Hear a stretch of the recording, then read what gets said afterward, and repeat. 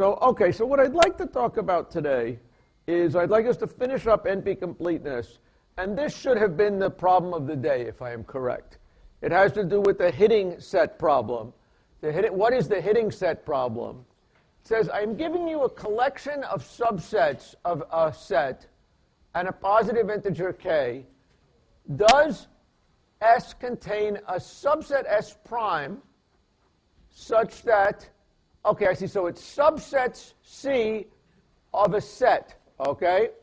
Does the set contain a subset of elements, at most k elements, such that each subset contains at least one element from C, S prime, okay? Do people understand what the problem is? The way I'm going to think of what that means is, just to see if I understand what the problem is, it's got a collection of subsets. Let's say I'm a president coming in and trying to set up a cabinet that has a representative from every different group. Does everybody kind of get that idea? Perhaps, let's say, again, what kind of groups are there? They're men, they're women, okay? You can imagine that there are ethnic groups, there are racial groups, there's different kinds of things. There's engineers or a constituency. Suppose I want to pick a cabinet of size k such that I make sure every constituency has at least one of their guys. Does that kind of make sense? If I could find an engineer who was both male and female, that would be great. Does everybody agree? Then I could cover all three of those things. But that's hard to do because in these cases, this is, I assume, this joint. On the other hand, does everybody see that certain people can be in multiple sets? Okay, that's the important point here, right? And our goal is to find the smallest number of if we have a set of people, S is our set of people, we want to find a smallest number of representatives such that we will have at least one of them to hit every set. Does everybody get that idea? Now I think I understand what the problem is. Any questions about what the hitting set problem is? Yes? It mentions a collection C is the input, but it doesn't actually tell you if S is in the input. It doesn't tell you if what? Capital S is input? Well, the set of things, okay, so is S the input?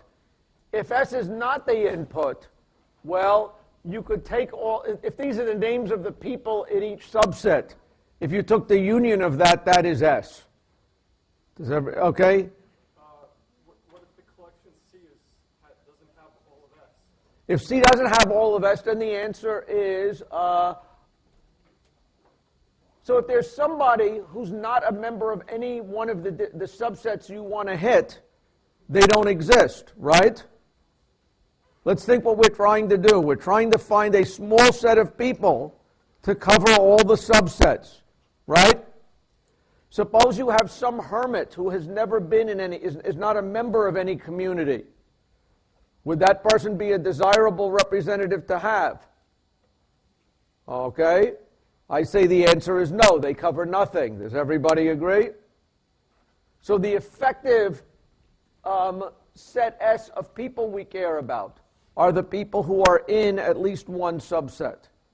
So the union of them will give us our effective S if its S is not provided. So if the collection C that they give us contains only the empty set, how would we be able to infer capital S? So if, again, what are we given here? The input is I'm giving you a bunch of subsets of people. Let's use numbers to represent people. This group contains 1, 2, and 4. This contains 2, 4, 7, and 8. Let's say it's 2, 4, 7, and let's say 8. This one contains 1, 3, 6, and 7. Okay, this one contains 7 and 8. Okay? What is the smallest committee, smallest subset of people I need to make sure I cover every single one of these committees? Which people should I invite into my cabinet? Is there a way to invite 3 people such that every set has a representative? Yes, what would be a way to do it? Someone with a hand. Yeah? 2,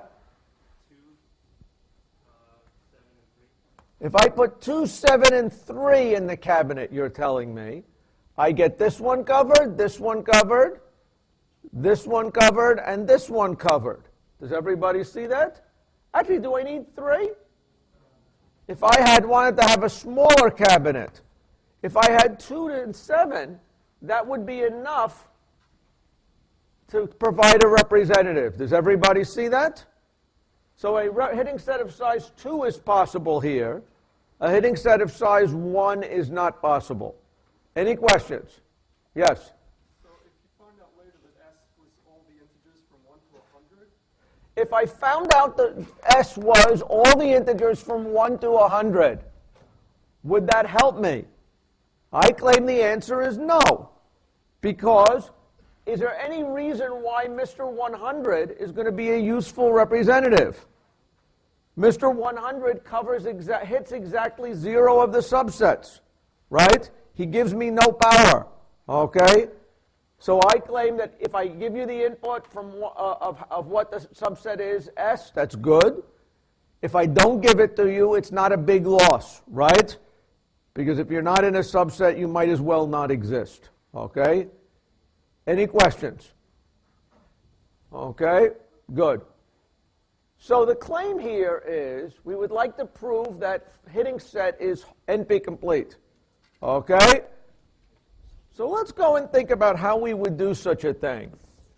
Actually, let's leave that as a picture, so just so you see what it's doing. We're going to need a Bandersnatch. We're going to need a Mobility. Which one is hitting set? Which one is hitting set going to play the role of? Bandersnatch or Mobility? Mobility, exactly right. So we've got hitting set. And what's the argument to hitting set? We've got a collection of subsets, and if we want to say a universal set, right? Which might as well be the union of this collection of subsets, right? But that's what the arguments here are. We need a Bandersnatch. What is, yeah, question? Does it also accept the number k? It's a good thing, you're right. It better accept the number k. That's even more important than S, because S might as well, I can write right now and say S could be equal to the union of Ci as I goes from 1 to the number of subsets. But k is important. How big a hitting set am I looking for, right? Any questions? Yes? Could we leave off the k and just say a minimal? The answer is no, because we're looking for a decision problem. That's not a decision problem. Is it interesting that it's not a decision problem? Probably not, but I'm used to living in a decision problem world. Does everybody agree? So just to make, so I leave my S here, or I could delete S, but I need K and I need C. What should Bandersnatch be? That's the heart of what we're dealing with here. What problem do we know of that is NP-complete that smells like the hitting set problem? Yes? Vertex cover. You want to say vertex cover on a graph G. Is there, let's make this K prime, since I want to do it. Is there a vertex cover of size K? You think that smells like Bandersnatch. Why? That smells like hitting set. Why does it smell like hitting set?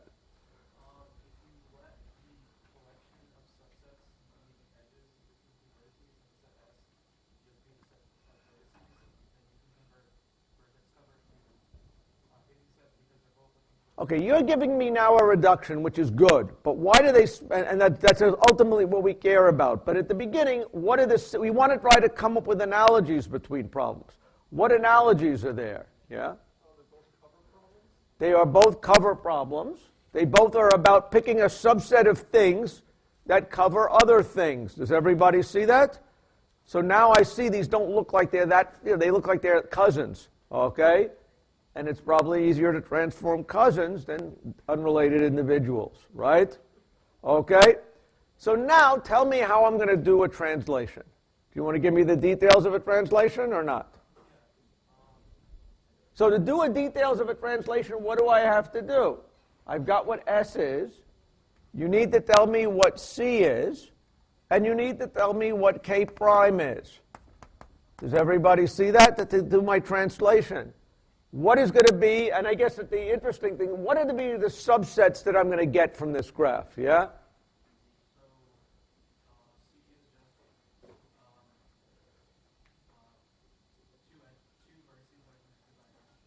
Okay, to be honest, what you're saying at the beginning, I was maybe being a little too cute here. I said, yes, by definition, S prime is the union of these things. But what is the universal set that you're thinking about? What are you building your subsets from? Vertices, okay? So you're really going to tell me that the set is going to be V1 ... Vn. Does everybody agree that's the universal set that he's going to be using? Maybe to keep my program well formed, maybe I'll put that first, okay? What now is the subsets that you're going to be doing?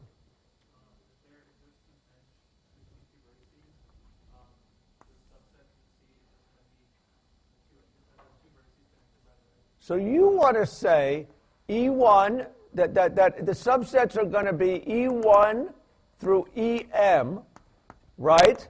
Each of which is, if you look at it, a subset of two vertices. Does everybody agree? So his set of subsets is each subset's going to be a two-element subset corresponding to an edge. And what's K prime going to be?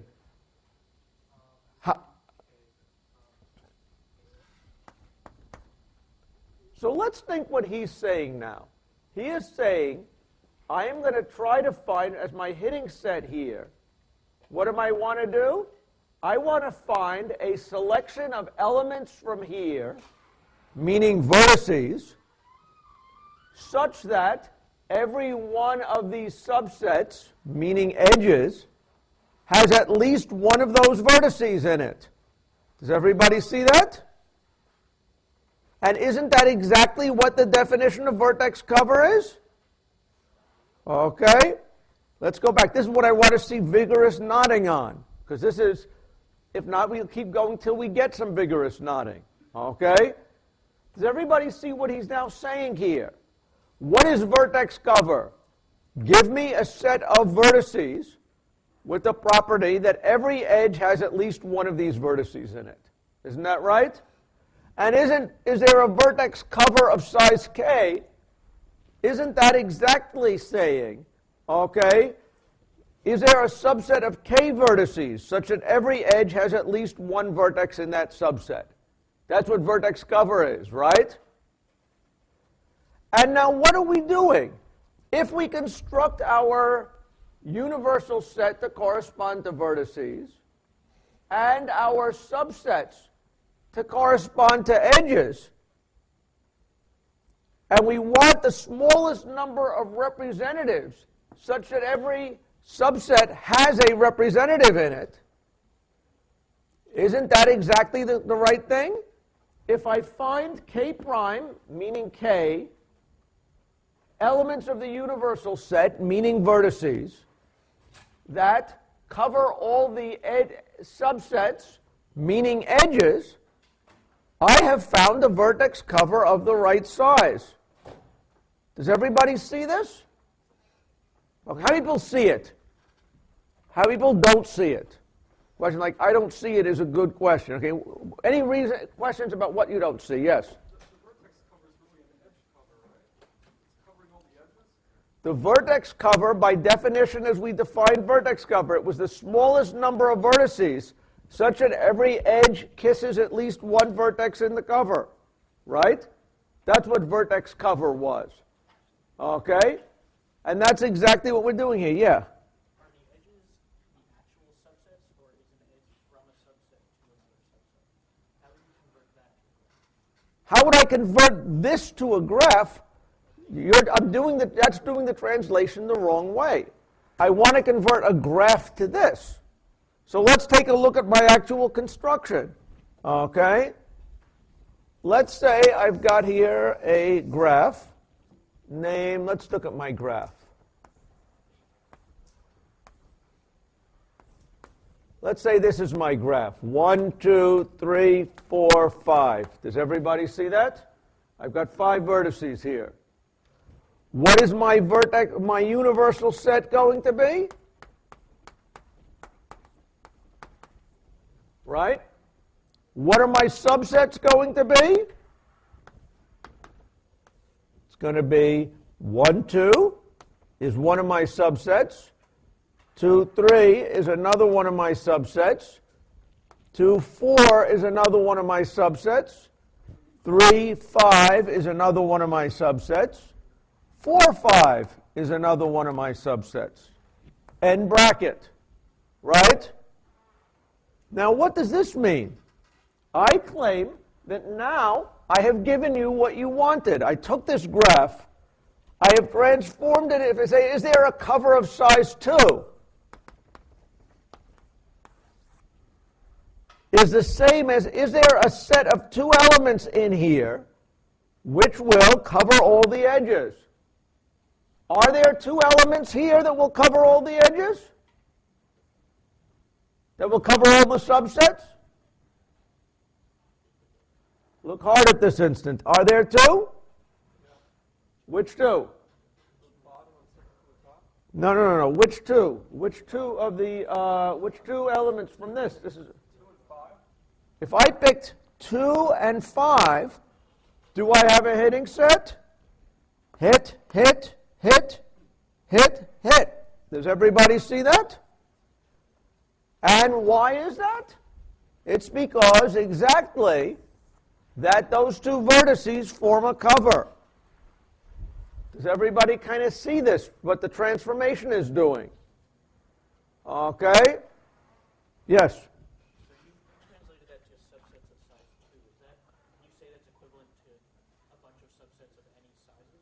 So what did I do? I translated, with this thing, vertex cover into instances of size 2 and showed that hitting set on this thing would give me vertex cover of that, right? What does that mean?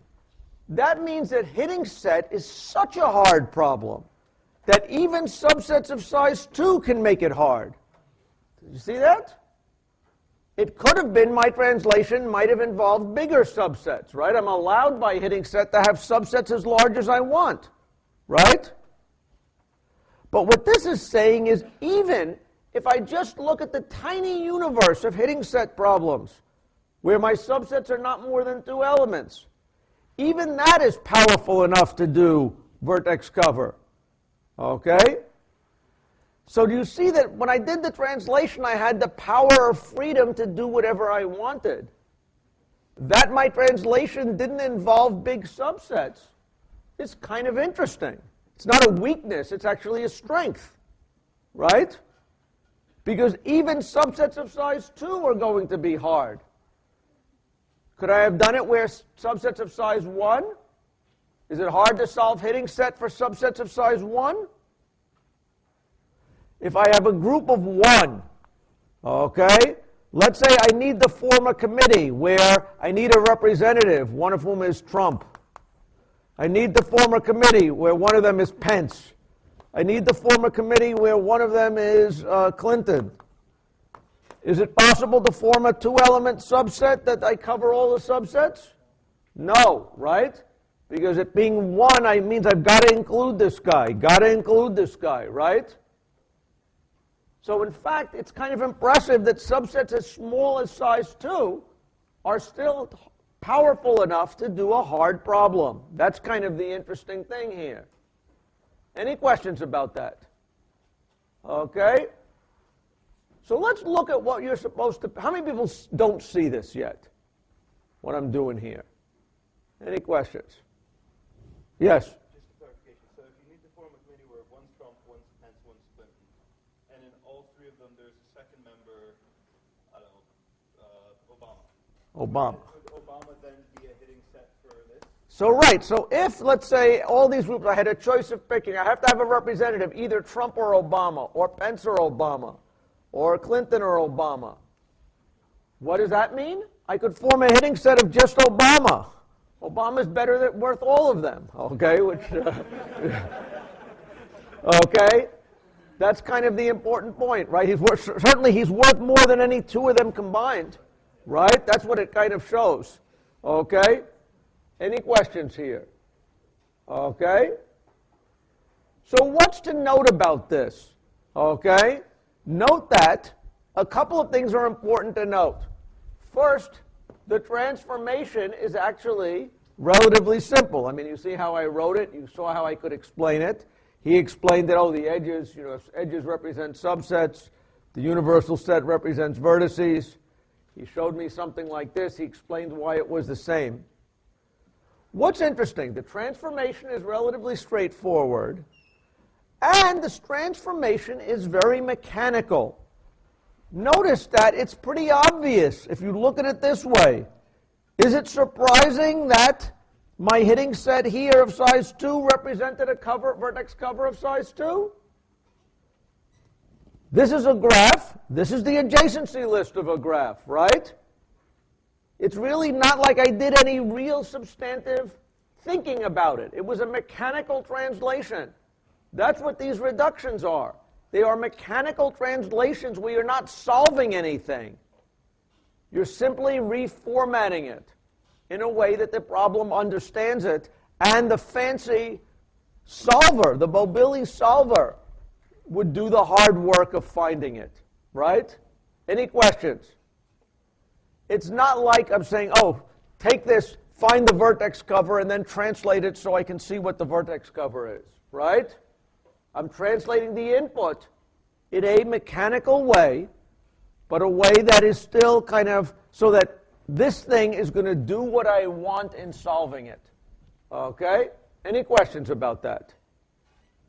Any questions about how this reduction works or why it works or why it is not unfair for me to ask such a thing on the exam? Any questions about it? Yes? Is it NP to find a translation function? What I would say is that it is finding a translation function is an act of a person. It's a creative act. How complicated it is for you to write what is the computational complexity of you writing a term paper for your English class? It's a dumb question, right? Does everybody see that? Okay, you don't say, oh, it takes me time order n. Maybe it does take you time order n to write an essay of length n, right? Or maybe as the book thing gets longer, it takes you proportionately longer. Does everybody see that? So is it that it takes me n squared time? When I write a book, does it take me n squared time?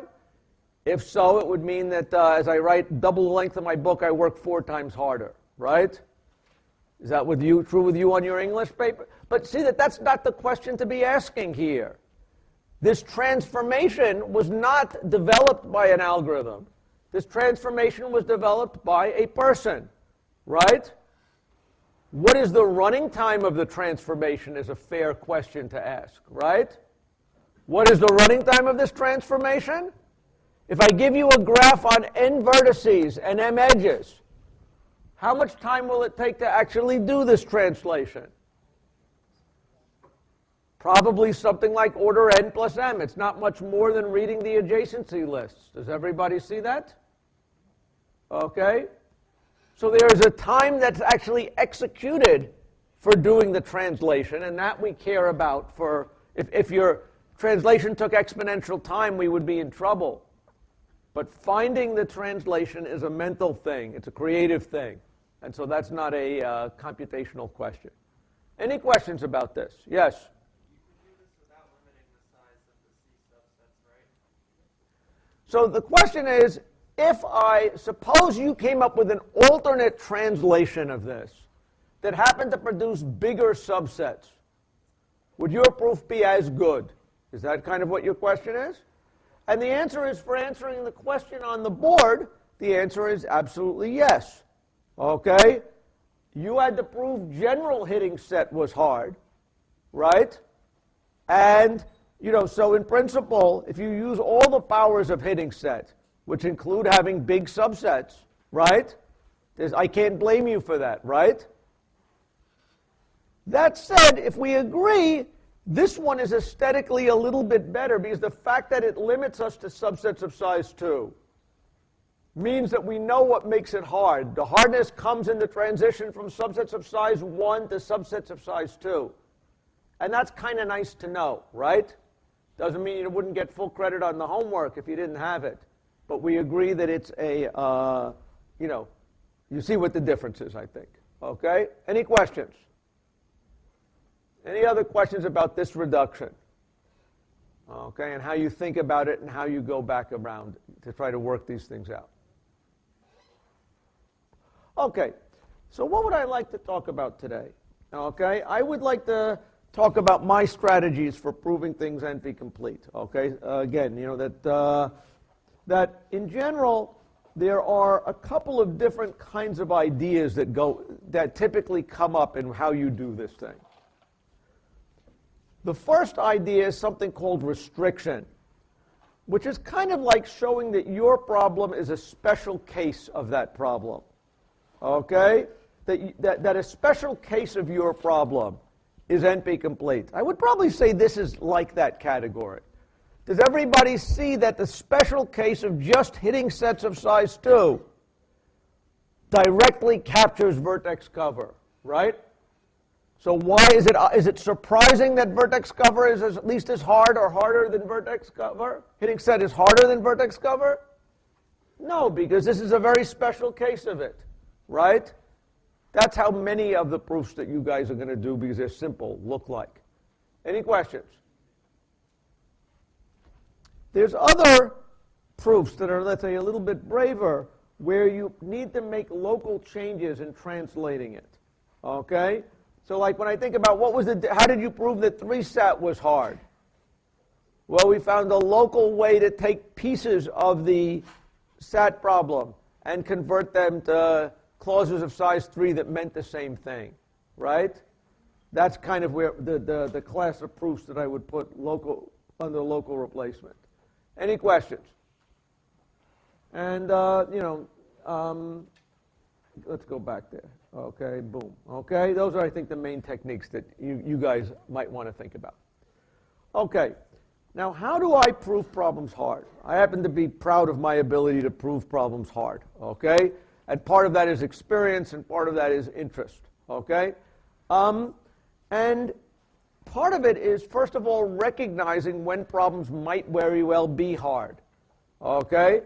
And, and that's to a certain extent experience, but if we thought about it, what seems to be hard are problems where you have to pick subsets of things or orders of things, where it's relatively, they're constraints, but they're relatively loose constraints, okay? And part of that is if you see enough algorithms, you can do it. Part of the thing is that when you saw when you saw, let's say, the reduction where we proved that vertex cover was hard. Remember, we took 3-sat clauses and converted it to satisfiability clauses? And you looked at that and you said, my God, how did they do that? Okay? And one reason it's sort of difficult is I find that building an NP-completeness proof is in some sense like writing a program. Does everybody kind of see that? To prove that hitting set was hard, we basically wrote a program for that. Does everybody see that? And when you have a choice of either taking somebody's code or modifying it, or rewriting it from scratch, what do people do? Okay, who here prefers to take somebody's code and modify it? Who here prefers to write things from scratch? Everybody. Why is that? Because that other guy wrote diseased code. He couldn't understand it. It's impossible, right? So recognize that when you read about NP-completeness proofs, they're often hard to understand because you're trying to understand somebody else's code, okay?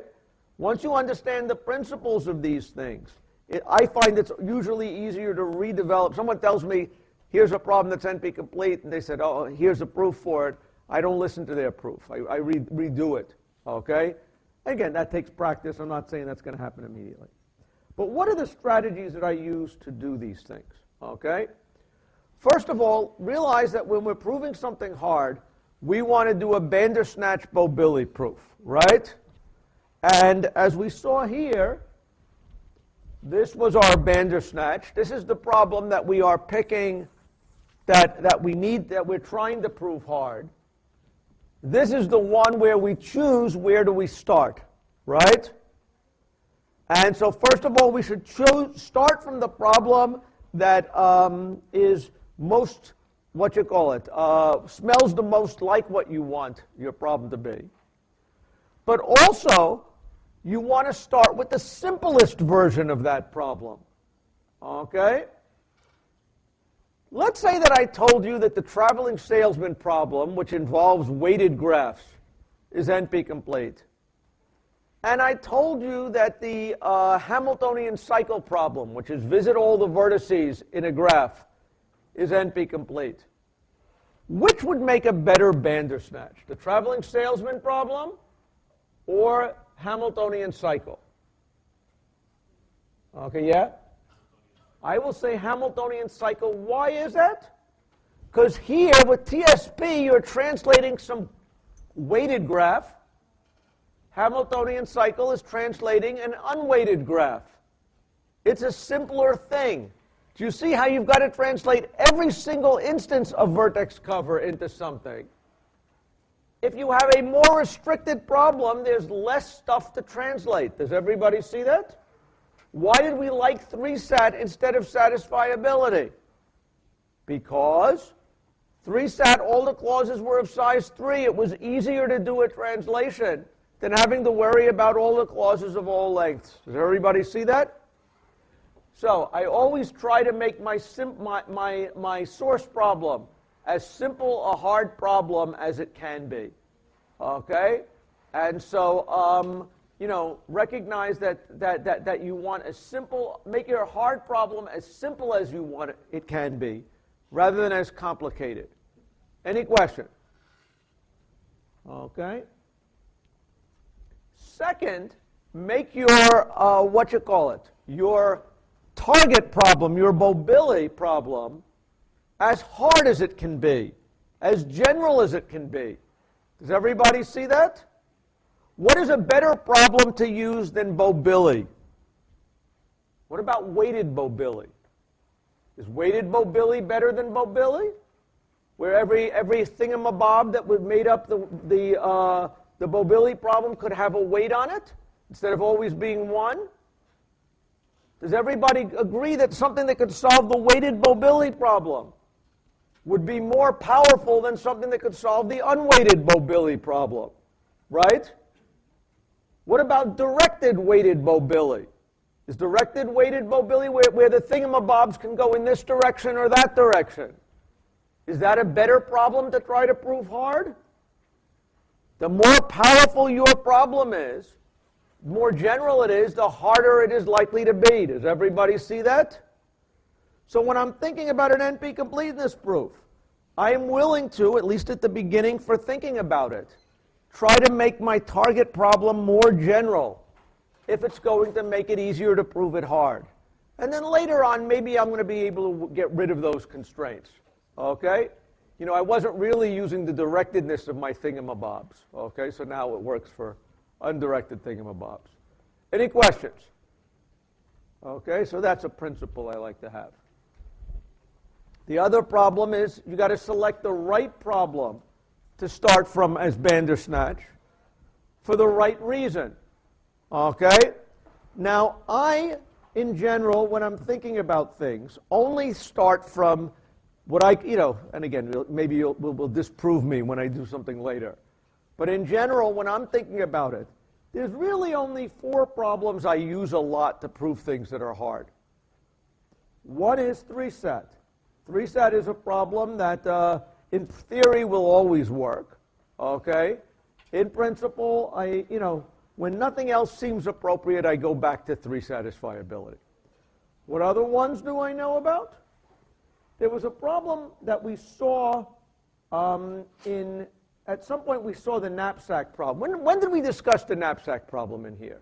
I know we did at one point. Does everybody, why did we talk about that? Does anyone remember? What? Saying that there were maybe the different heuristics, non-heuristics. Yeah? on the first exam. Okay, that was why we were talking about. But what was the knapsack problem? The knapsack problem was, remember, you were given a collection of integers and a target and said, could you find any of them that would add up to that? Right? A subset of numbers that would add up to that exact target. There is a class of problems like that, okay, like the knapsack problem, that are basically equivalent to it. Integer partition is one of taking a set of numbers and saying, is there a way I can take a set of numbers, make some of them positive, make some of them negative, and have the whole thing add up to 0? Okay, which means break them up into two, take my items, partition it. Let's say you and your friend knock off a jewelry store. You have a value of each item. You and your friend want to now divide the items up so that both of you get the same amount of loot. Does everybody see that problem? This one you can understand, right? This one resonates, okay? So now does everybody see that the problem would be, I've stolen these items, I have dollar signs on each item. Can I now partition the items into my loot and your loot so that we come out with the same amount? Okay? Turns out this is a computationally hard problem, which is why they catch a lot of these guys. They're busy trying to divide the loot when they should be running away. Any questions about that? And these kind of partition problems, integer partition problems, are my second kind of choice. I'm interested in things like vertex cover. Vertex cover is a very good problem to work with.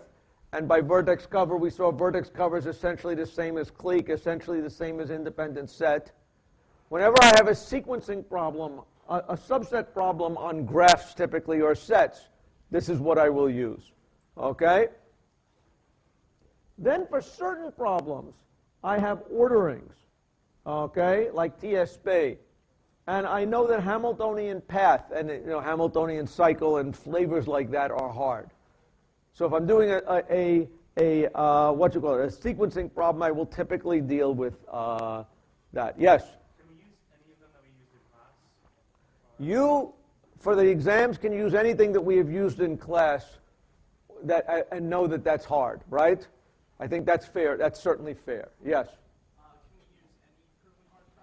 Can you use any proven hard problem? The answer is, what I would say is you can use any proven hard problem that isn't cheating, isn't obvious cheating, okay? So if I tell you, do Bandersnatch, prove that Bandersnatch is hard, and you'll say, oh, well, my cousin told me that weighted Bandersnatch was hard, okay?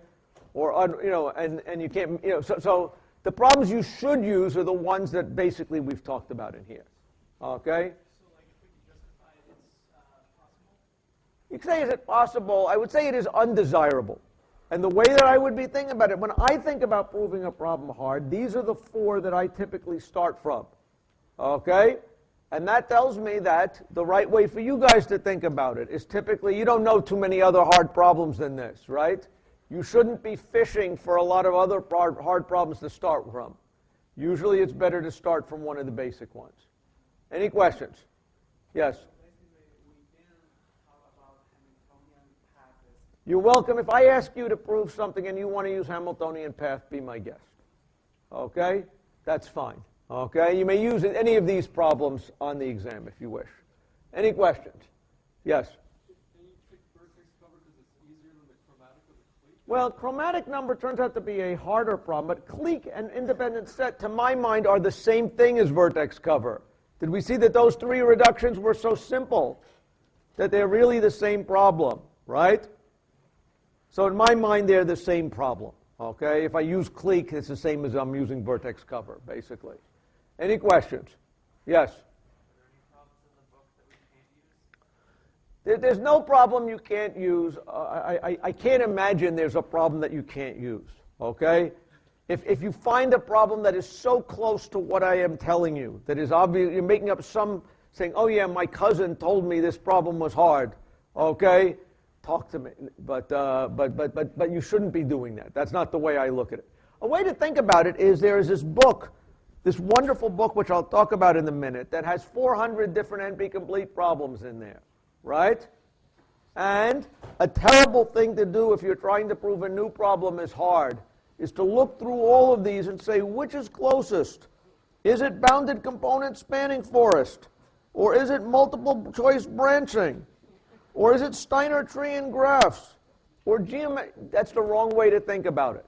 Usually the reason for the hardness is one of these four kind of reasons, and that's where I start from. Any questions? Okay, good.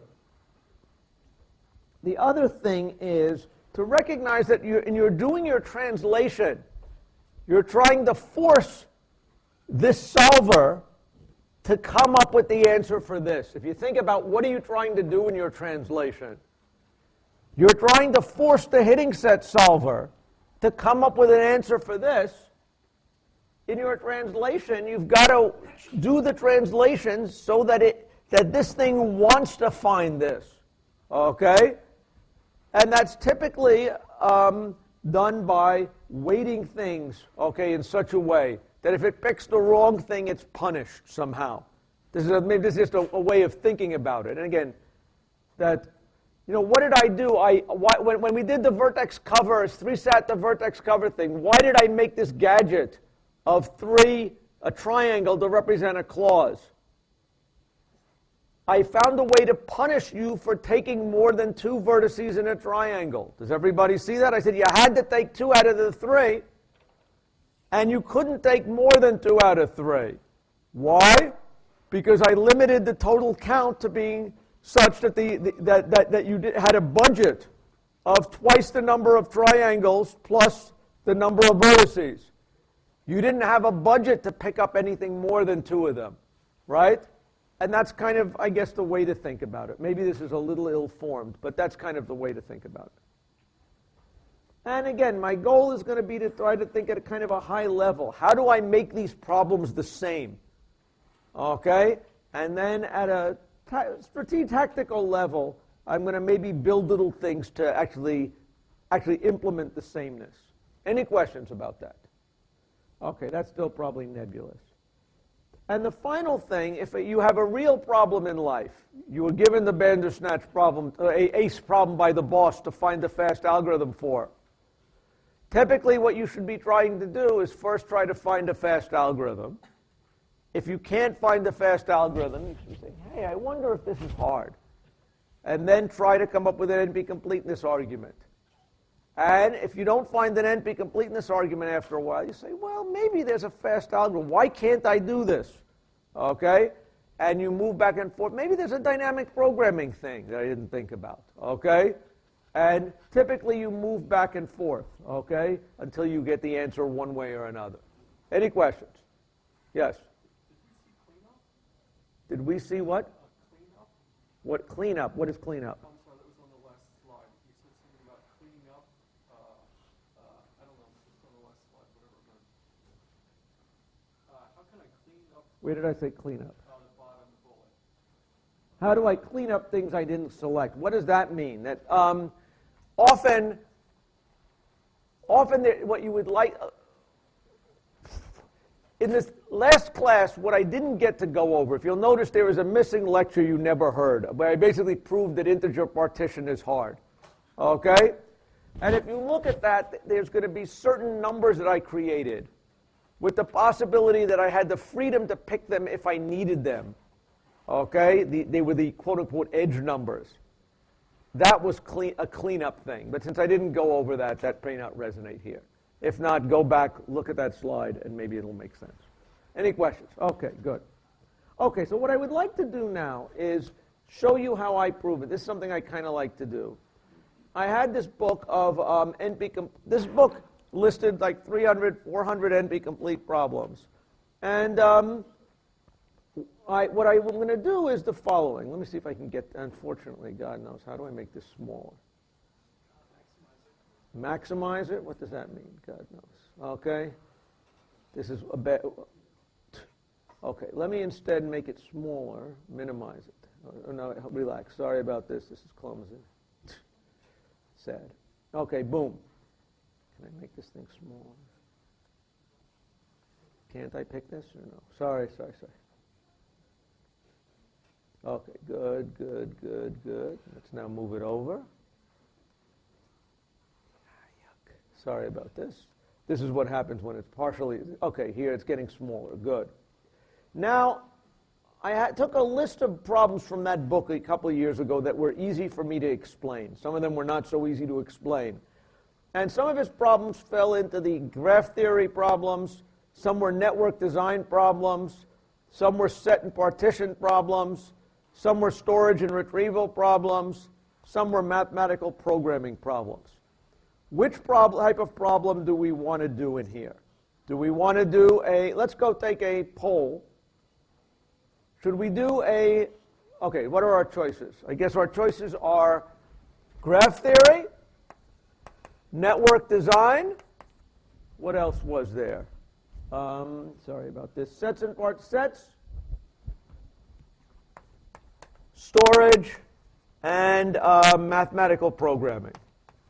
Okay, let's take a poll. Who wants me to do a graph theory problem? Who wants me to do a network design problem? Smaller number, it looked like. Who wants me to do a set problem? Looks a little smaller to me. Who wants me to do a storage problem?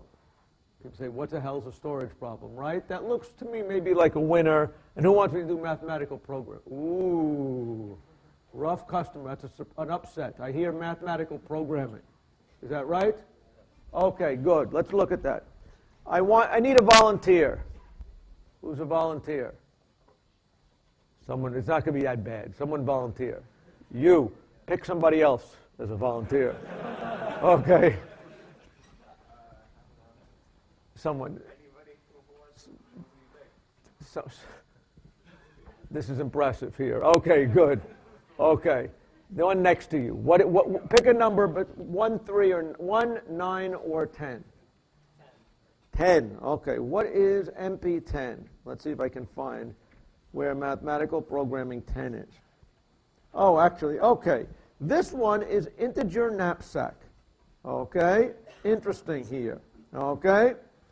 This is one that is saying the integer knapsack problem is obviously going to be very close to that partition problem I was talking about, right? It says here, I can read, okay, it's instance of finite set U such that for every element there is a size and a value, and positive integers B and K.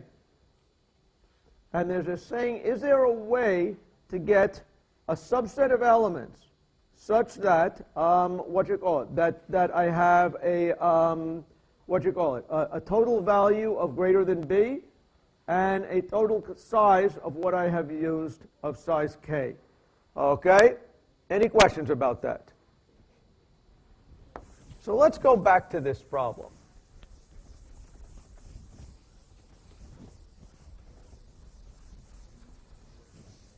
Okay, so what is our knapsack problem? Again, our knapsack problem here says, in this version of the knapsack problem, you are given a set of items, each item of which has a size and a value. Does everybody see that? A size and a value. Okay, so maybe my computer has a size of 6 pounds and has a value of $300. It's not pretty old. Okay? Your car has a size of 700, let's say 2,000 pounds, and a value of $300. Okay? You're not on a good one, right? But your ring has a size of 1 and a value of $1,000. Let's say something like that. Does everybody kind of see this? I give you a large number of items, okay? And I'm going to give you a bound, B, which is going to be telling me what is my max total weight. And I'm given a value, let's call it K, which is my min total value. And the knapsack problem is asking me, is there a subset of items such that, okay, any, that they are, there's a subset of items where the total weight of the subsets is less than B, and the total value is greater than k. That is the problem that they're asking about here. Any questions about the knapsack problem? Do we agree that this is the knapsack problem? Okay. Now, I want to prove this problem is hard. Okay. What should be my Bandersnatch and what should be my mobility? Okay. Let's think. That's really what we're trying to do here, right? What problems from, let's go back, if I can, up, boop, boop, boop, to my favorite problems smells the most like this? Yeah? Well, what if we were to make one of these astronomically... Well, first of all, now again, now you're talking tactically. Before we get to do anything else, I want to go and say, I want to do a Bandersnatch mobility thing. That's what I do, right? normal knapsack? So let's think what I can do. Okay?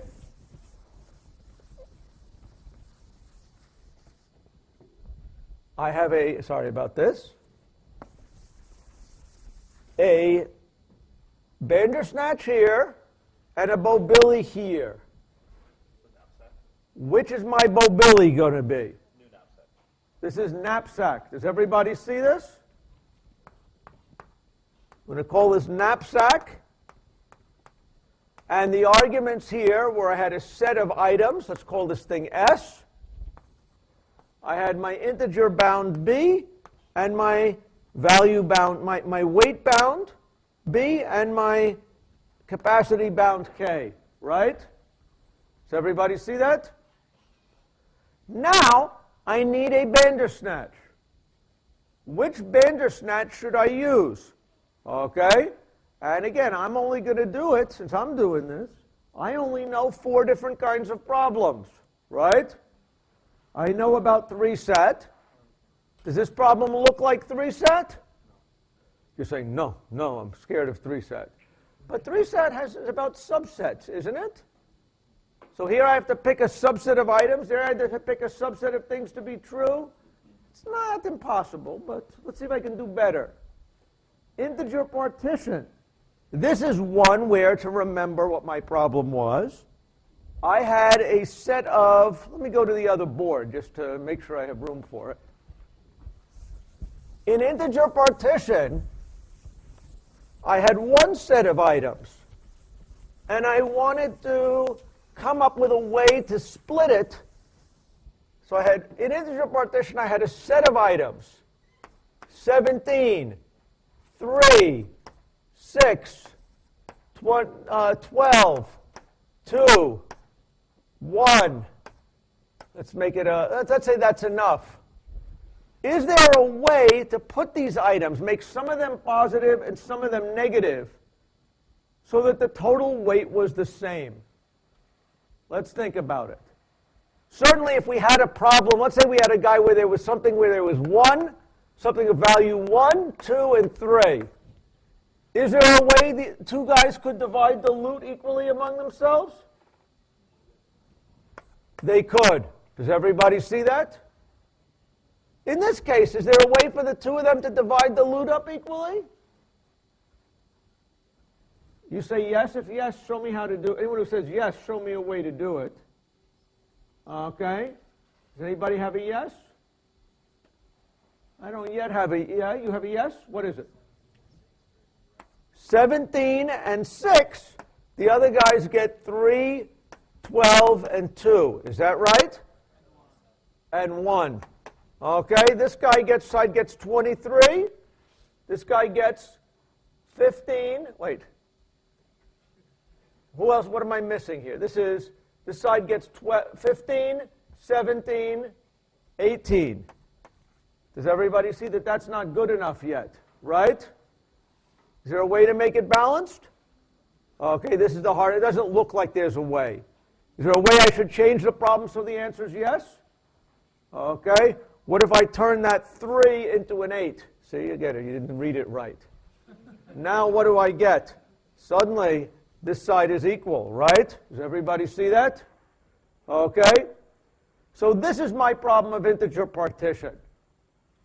What if I use integer partition as Bandersnatch? This sounds like a problem that's... Does this problem sound like the knapsack problem? In what way does it sound like the knapsack problem? I'm splitting them into a set of sets, two subsets, meaning me and you. This one is splitting them into two subsets saying steal and leave behind, right? Okay, so maybe there's an analogy there. Okay? Does it smell like a vertex cover problem? You know, that's also subsets and things like that. I could do worse, okay? But I am quite tempted by this integer partition problem, right? Does everybody agree? Or I could do Hamiltonian path. That's about ordering things. The order here doesn't smell to me like a Hamiltonian path problem. So let's do integer partition. And the input was only a set of numbers. Let's call them t, right? Does everybody see what I need to do now? I need to now come up with a way to construct S, B, and K from T such that knapsack on this gives me integer partition of that. Okay? Any ideas how to do it? Let's start playing around with some ideas here. Okay? I still got about 10 minutes or so. Yeah? Maybe we could do some sort of binary search kind of thing. Some sort of binary search kind of thing. Add numbers so that Well, you say, again, you're trying to solve something. You're saying do an algorithm on this. We don't want to do an algorithm on it. We want to do a translation on it. Okay? Does everybody see that's what we kind of want to do? Yeah. What about you? We have k be half the sum of all groups, and then test for that to see if there's an even match. So what you want to say here is you want k, b to be what? Half of the sum of all groups. Okay. What you want to say here is, this is an interesting idea here.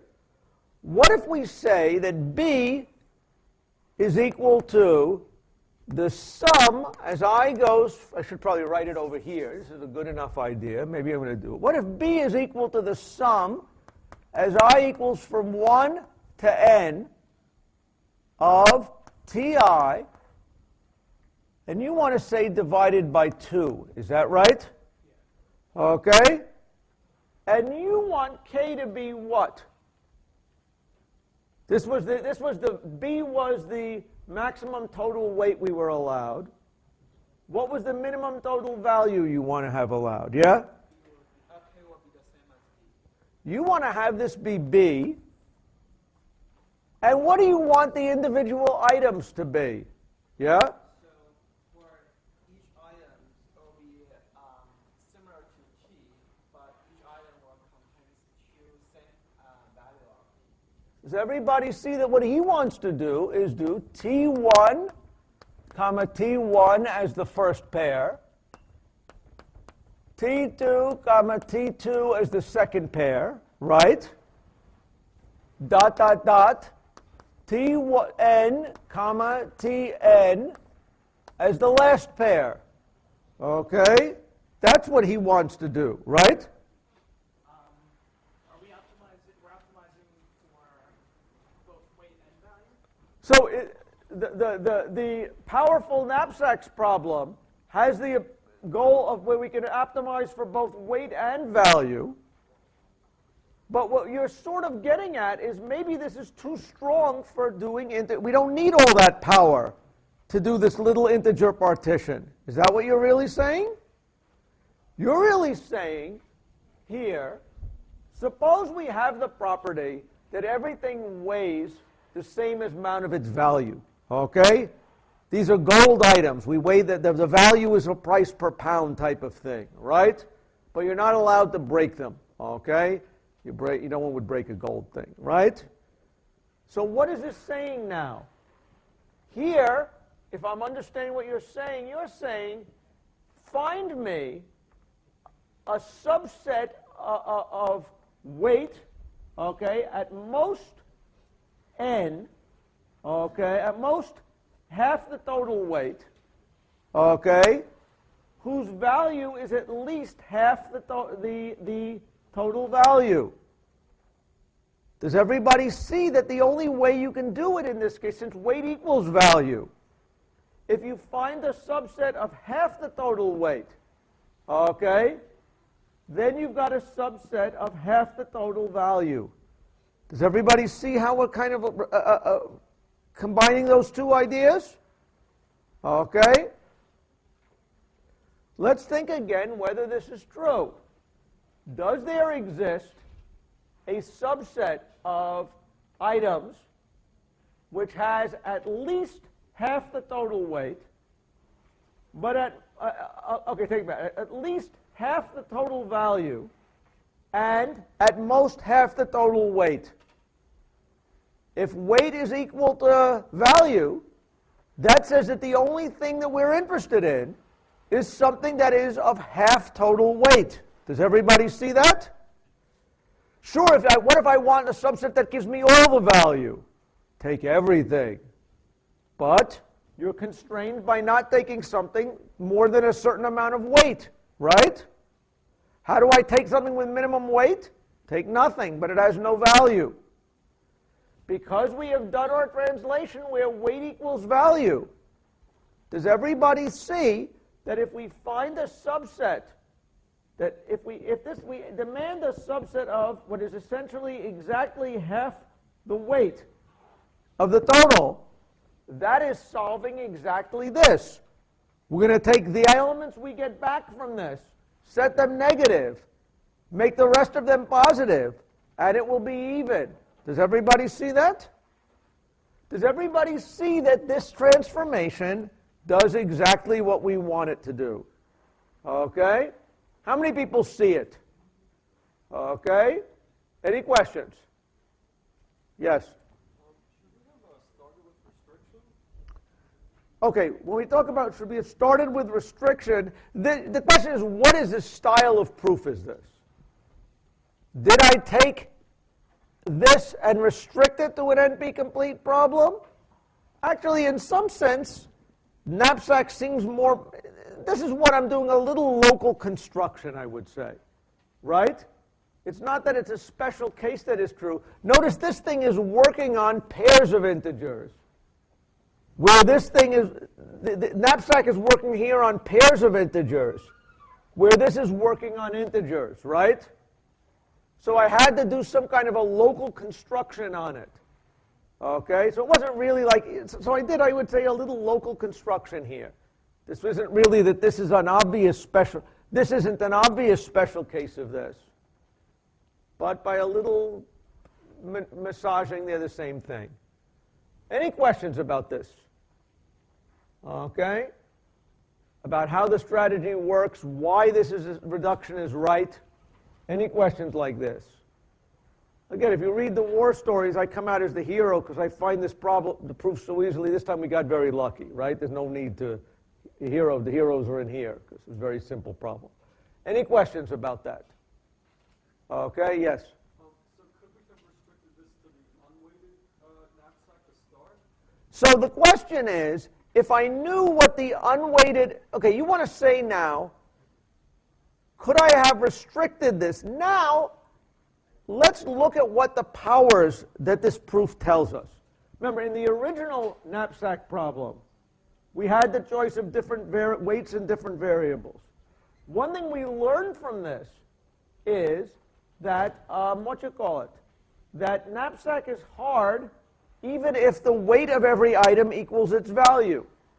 Right? Isn't that really one thing we have learned from this? You could imagine wanting to solve a problem where, again, you have certain things have different weights and different values. Even if the items have the same weight and same value, that problem is still hard. That's one thing that this has proven, right? That a special case of the knapsack problem is still hard, right? Any questions about that? Okay. Any other questions about this whole strategy or anything we did here? Okay. Hopefully that was instructive. What else can I tell you here? You know, again, the amazing thing about the whole theory of NP-completeness, in my mind, is, you know, in the hands of one reasonably skilled in the art, it's usually pretty straightforward when you give me a problem. Will I find a polynomial time algorithm or a hardness proof? Okay, I can settle it grossly, the complexity. Finding the fastest algorithm is often harder. That involves data structures and complicated things, right? And in fact, it's amazing in the algorithm world, there are very, very few problems for which we don't know whether the problem is either NP-complete or polynomial. Okay? Probably the only two problems that are really famous problems that people still don't know the answer for is graph isomorphism. Given two graphs, is there a way to relabel the vertices so that they're the same thing? Okay, did you learn about graph isomorphism in like 301? So if the prof ever comes up to you and says, you know, prove that this graph, show me that this graph is isomorphic to that, you're fair to argue with them, saying, I don't know, no one knows if it's in polynomial or NP-complete. Okay. Another one is factoring integers. Given an integer, can you find its factors? That's a problem. No one knows whether it's hard or not. Okay? It had better be hard, because if it's not hard, it will be, you know, RSA suddenly crumbles and all of civilization ends. Okay? But they don't really have a proof that it's hard. Okay? Everyone's kind of crossing their fingers a little bit. Any questions about it? Okay? Fair enough. Any questions about this whole notion of P, NP, and anything like that? We've got 10 minutes. I'm not going to let you out, so we can either talk about that or not. Yes? Why not just have a loop that checks the factors? That seems quick. So the question you're saying, hey, wait a second. I wrote a program for factoring things, right? What did it do? I had this algorithm. That's a good example here of maybe some of the subtleties that come up. You're saying, wait a second. I know I have an algorithm for factoring. What does my algorithm do? It goes for I equals 1 to n, right, is I divided by n congruent to 0, right? Does I divide n perfectly, right? If so, say no. If yes, then say no. Otherwise, at the end, say yes. Is that the algorithm for testing whether for factoring something? Okay, or maybe not that, but if I know that if I divides n, it leaves a remainder of 0, then I know that I is a factor, right? Okay. What is the running time of this algorithm? Okay, does everybody know what we're trying to do? We're trying to factor an integer n. Does everybody see that? And maybe now I'd say n is equal to, you know, something like n over I or something like that. Actually, I guess this is really what we would like to say, is n over I, the remainder of that equal to congruent to 0. Okay? So what is the complexity of this algorithm for factoring? Okay? It should be clear that it is order n. Does everybody see that? If division can happen in constant time, like I said, this looks like an order n algorithm. And you're trying to say, hey, wait a second, order n is polynomial, right? What is the input size, though, of our integer n? How do we write the integer n to feed it to this algorithm? We write it in binary, and how many bits long is that integer going to be?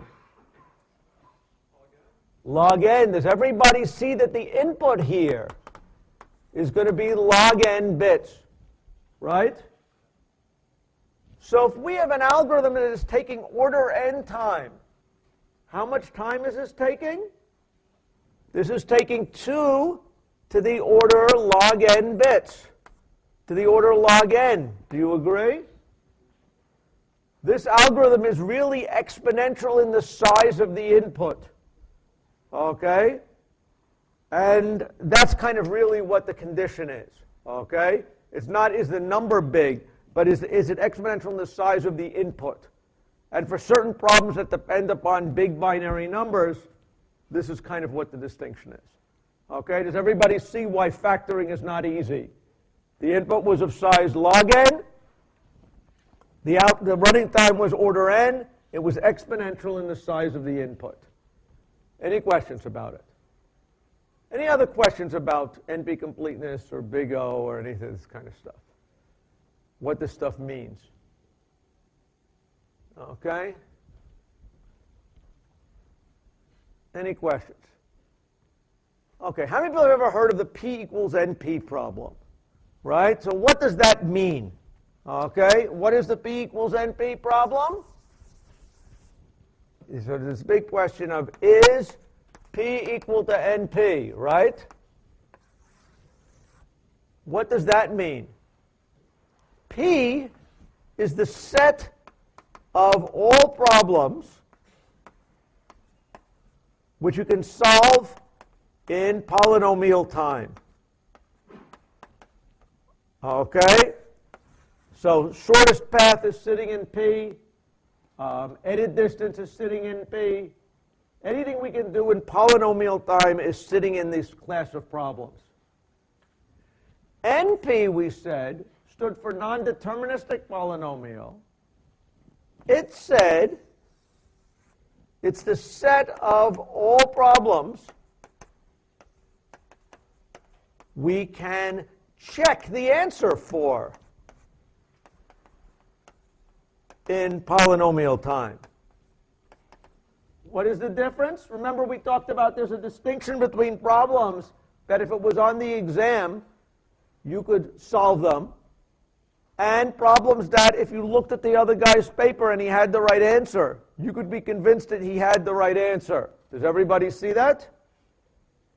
Is it easier to is it obvious that if you could solve the problem from scratch quickly, you could check the guy's answer pretty quickly, right? I'll just solve it myself and do it, right? So anything that we can solve in polynomial time from scratch, we can check somebody else's answer in polynomial time. That much should be obvious, right? The real question is, are there problems like satisfiability which have the probability that we can check them in polynomial time? Okay? Is it true that we could solve them in polynomial time? I tell you that I don't think you can, and I gave you a lot of reasons why you couldn't, right? But there's not an absolute rock-solid proof that there is no fast algorithm for satisfiability. There are amazing things that would happen if satisfiability could happen. Was there any rock-solid proof that a billionaire who knew nothing about politics could become president? The answer was no, and the people were surprised, right? Okay? But the question now is, okay, and this is really the question, is it true, can you prove to me that either there is, that either all the problems that you can verify the answer in polynomial time, you could actually solve in polynomial time? That would mean P equals NP. Okay? Or is it clear that P is not equal to NP? Meaning that there is in fact a problem like satisfiability that you can check fast but you can't solve fast. That is the P equals NP question. Is satisfiability really, really hard? Okay? I believe in my heart it is hard. Okay? Most sentient computer scientists believe that it's hard. I conduct my life like it is hard. Okay? And you should too. Okay? But the real question is P equal to NP? Okay? Any questions? Yes? Remember we had a proof for low-down comparison sorts? Okay, so we had a proof. The one proof that we couldn't find a fast algorithm we did in here was on comparison sorting. We said there was no way you could do a comparison sort better than n log n, right? And the question is, can you do a proof like that for satisfiability and say, there's no way you can do it faster than 2 to the n? Okay, if you did that, you would have proven that P is not equal to NP. The trouble is no one knows how to do such a proof. Okay? And there's good reasons to believe that we don't know how to. It's not just that they overlooked it, but that the methods we have now are not powerful enough to do such things. Any questions? Yeah? Do we have any lower bounds on sorting? Not comparison-based, just sorting. So the question of proving that something can exist is a complicated business. So there's subtle questions of what you can and can't do. You have to define your model carefully. So I don't want to wade into that question. Okay? But it should be clear, again, in the context of this, P equals NP is a question of whether these problems that I say are NP-complete really are harder. If P was equal to NP, if you came up with a fast algorithm for satisfiability, then everything that you could do, everything that with NP would have a fast algorithm. That you can prove. Okay? And the real question is it really true or not? Any questions? Okay? Any questions? Actually, I'll leave you with one thought. I think we finished with the semester almost. Let me leave you with one thought. If I ask you, is P equal to NP? The answer you should say, the answer is yes if n equals 1 or P equals 0. Is that clear? Any questions about that? Okay, if not, at that point I'll say you can go, and I will see you at the final. Okay, good luck.